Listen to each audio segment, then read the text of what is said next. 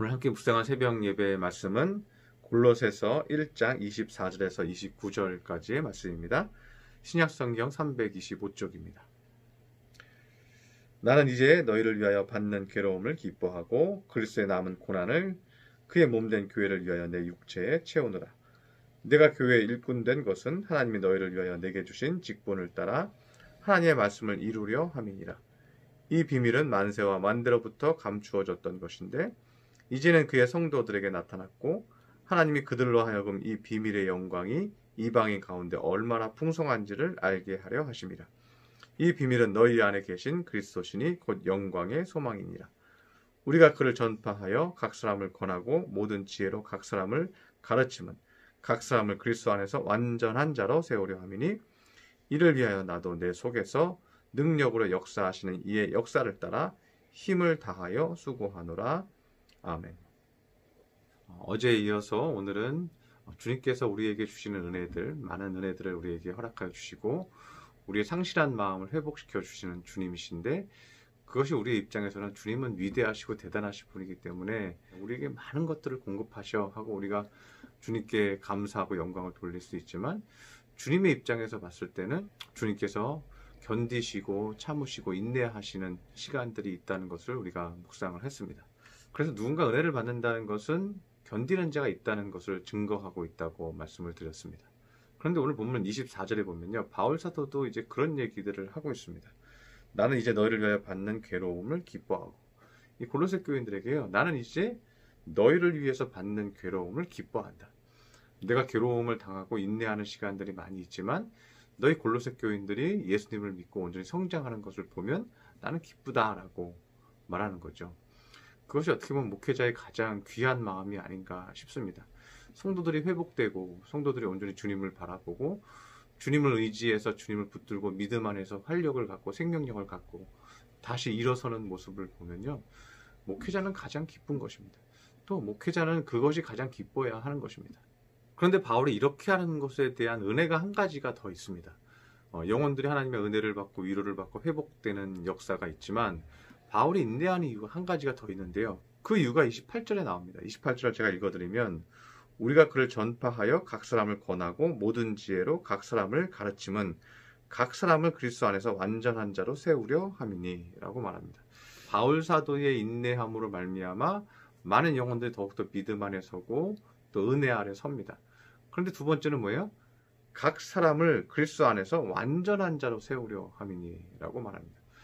그런데 이제 이런 말씀을 좀 드리면 왜 우리가 그렇게 해야 되죠? 왜 나한테 악을 행하고 나에게 힘들게 하는 사람을 위해서 내가 왜 기도를 해야죠? 이런 말을 할 수도 있죠. 누구나 사람이면 힘이 드니까 그렇게 말할 수도 있죠.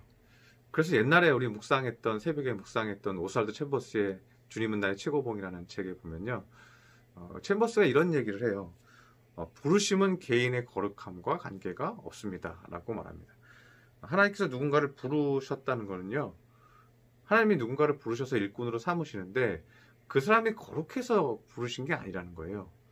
그 사람이 철저히 눈물을 흘리며 자신의 아픔을 놓고 회개하고 오직 주님만을 바라볼 수 있게 되었기 때문에 그를 사용하는 것뿐이지 그의 삶이 거룩했기 때문에 그를 불러서 쓰는 게 아니라는 거예요. 그 사람이 온전치 못할지라도 하나님은 그 사람을 변화시켜서 사용하신다는 것을 알 수가 있습니다.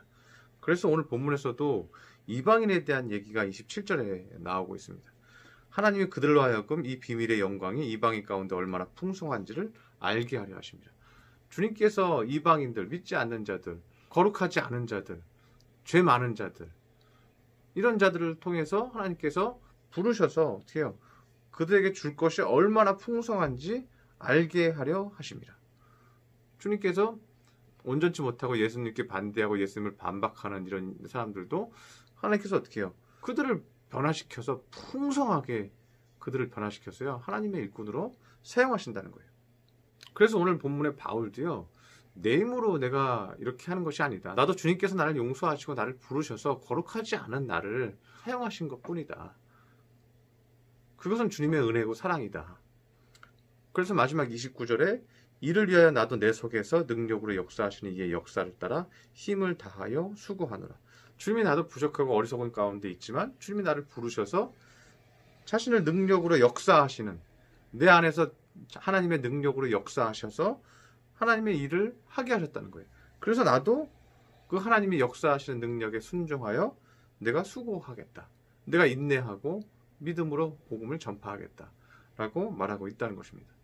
그리고 이것은 그냥 이루어지는 것이 아니라 어제는 뭐라고 얘기했어요? 어제 새벽에는 성령이 내 안에 내려오심으로, 성령이 내 안에 계심으로. 오늘 본문에도 그렇게 얘기하잖아요. 내 속에서 능력으로 역사하시는 이의 역사를 따라. 같은 말이죠. 내 안에서 역사하시는 분이 뭐야? 성령이잖아요. 성령이 역사하시는 은혜에 따라서 내가 인내하고 힘을 다하여 수고하더라. 그럴 때 또 다른 영혼들을 온전하게 할 수 있다고 말씀하고 있습니다. 추석 명절이 가까이 오고 있는데 많은 가족들, 많은 사람들을 만날 때 여러분이 인내하셔서 많은 사람들을 온전하게 만들어 주시기를 바랍니다. 참아야 할 일들이 많이 있을 수 있습니다. 내가 더 수고해야 될 상황들이 더 많이 있을 수도 있습니다. 내 육신이 힘들고 내 정신도 힘들 수 있습니다. 그러나 밝게 웃으시기 바랍니다. 여러분의 인내함으로 인하여서 여러분을 본 사람들이 어떻게 돼요? 온전하게 된다고 말씀하고 있습니다. 그렇게 인내함으로 승리하는 귀한 믿음의 성도들 되시기를 축원합니다. 기도하겠습니다. 사랑의 하나님 아버지, 오늘은 인내함의 또 하나의 열매를 우리가 배웠습니다. 그것은 많은 사람들이 온전케 되는 것입니다. 내가 인내하면 큰 축복이 있습니다. 우리에게 그 믿음을 주옵시고 바울 사도가 그들의 온전함을 위해서 그 고난을 내 육체에 채운다고 말씀하고 있습니다. 우리 성도들, 우리 가족들 만날 때 그 고난을 육체에 채우면서도 기뻐하게 하여 주옵소서. 그것이 영혼을 구원하는 일임을 믿고 활짝 밝은 웃음으로 그들에게 빛을 비추어주는 우리 믿음의 성도들 되게 해 주시옵소서. 귀한 말씀 주시니 감사드리며 예수님의 이름으로 기도드렸습니다. 아멘.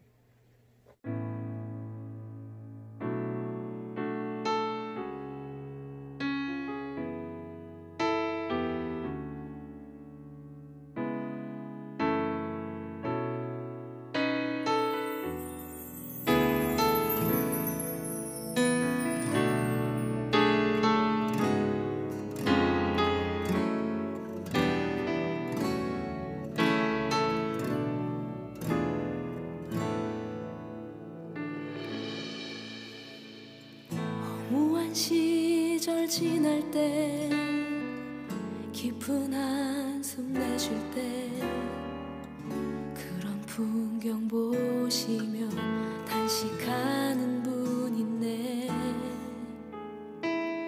고와 같이 너희를 버려두지 않으리. 내가 너희와 영원히 함께하리라. 성령이 오셨네. 성령이 오셨네. 내 주에 보내신 성령